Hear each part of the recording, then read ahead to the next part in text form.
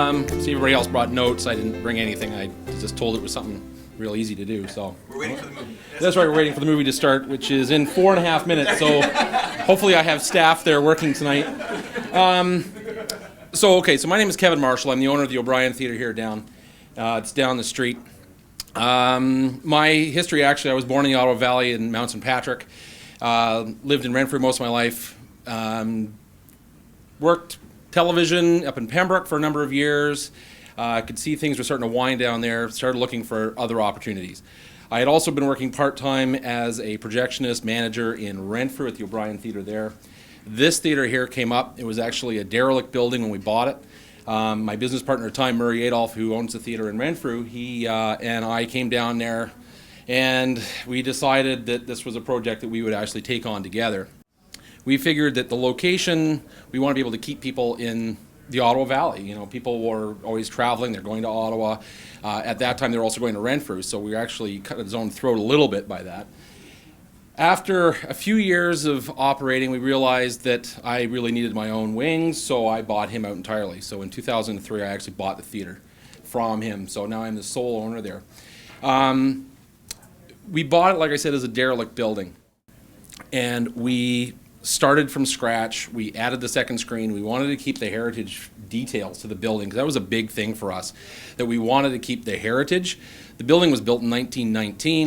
In 1928, it was turned into a motion picture theater by the O'Brien family, who had originally built the original building in the first place.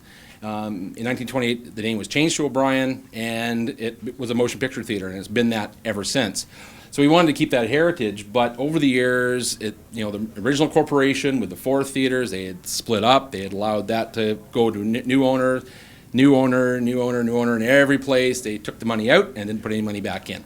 So we ended up with it, like I said, a derelict, empty building.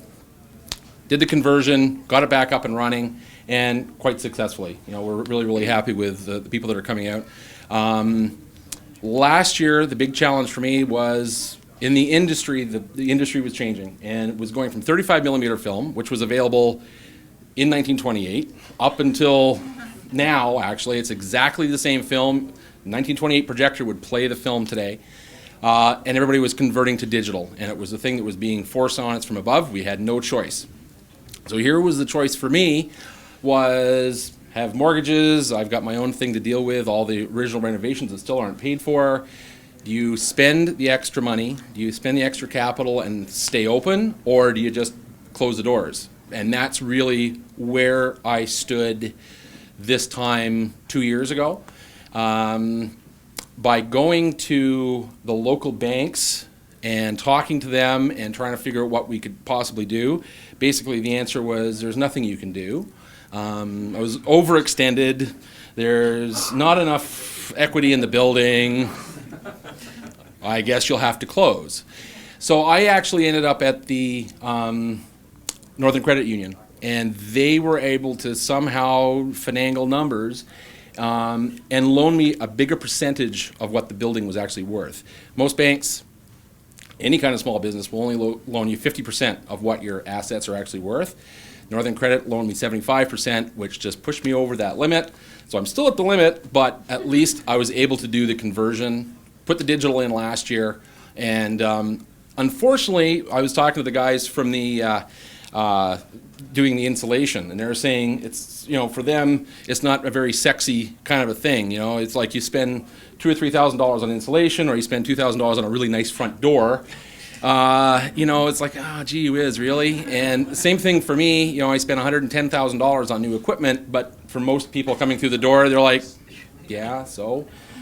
So, being in business, any kind of business, you have to be willing to make those big jumps at all. Sometimes you have to put everything on the line, remortgage the house, remortgage the car, remortgage anything that you've got, borrow money from family, do whatever you have to do.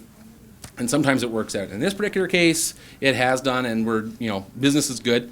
But sometimes you also have to do other things. The number of people coming through the door is one aspect of the theater business.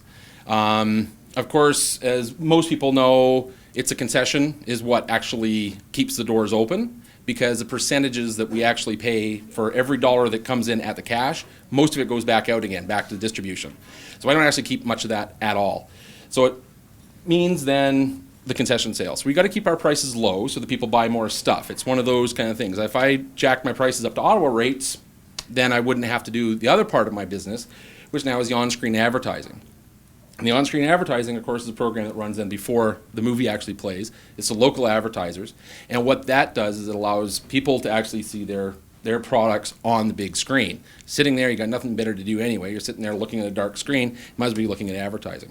So now, my on-screen advertising is actually the profit of my business. The actual running of the theater itself, admissions and all my concession, just barely keeps the doors open, and the advertising is all the profit. And I'm planning on continuing to run with that model. Maybe it's not the smartest thing in the world to do, but I'd rather keep my prices low, keep people in Arnprior.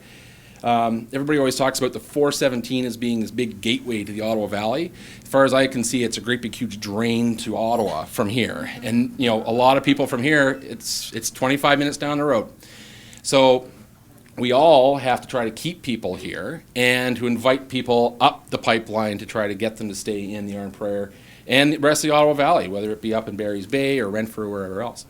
So, as an entrepreneur coming into this, first of all, be willing to risk it all, because you will risk it all, and either you will do really well or you'll fail spectacularly, but you might as well, leave a mark. Leave a mark.